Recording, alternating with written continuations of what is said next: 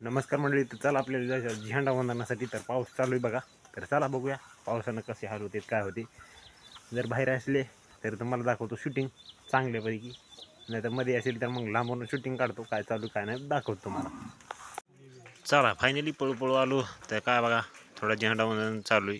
तर आता पाऊस येतो काय की थेंब चालूच आहेत, परंतु झेंडा वंदन चालू आहे. 2-4 माणसं बाहेर घेऊन बाकीचे उभा आहेत बघा, विद्यार्थी सगळे शाळामध्ये.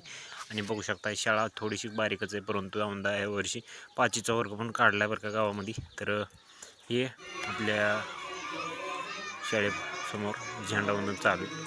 आणि गावामध्ये 3 झेंडे फडकले जातात.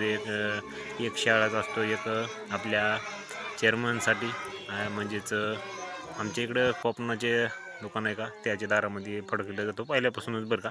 आणि एक ग्रामपंचायतचं असं 3 झेंडे इथं बघू शकता. आता चालूया आपलं जे राष्ट्रगीत.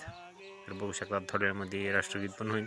तर मित्रांनो पावसामुळं शूटिंग करता येईल नाही बरं का, परंतु मित्रांनो बघू शकता आमच्या कनोडी गावची एक छोटीशी शाळा आतापर्यंत 4थीपर्यंत होती. यावर्षी 5वीचा पण वर्ग उघडला गेलेला आहे. आणि ही दारामध्ये तेवढी काही जागा नाही फारशी बरं का, परंतु चांगलं आहे. आणि मध्ये जी खड्डी दिसते तुम्हाला पाणी ते असं अवस्था झाली रस्त्याची. तर रस्ता करायला चालू, परंतु गुत्तेदार थोडं टाळटाळ करीत असल्यामुळं आमचा रस्ता राहून गेला. त्याच्यामुळं सगळी तारांबळ चालू आहे गावकऱ्यांची बरं का. तर इथून पुढे जास्तीत जास्त गावामधले व्हिडिओ टाकण्याचा प्रयत्न करणार आहे बरं का. तर थोडा गॅप टाकला होता व्हिडिओमध्ये, तर व्हिडिओ पण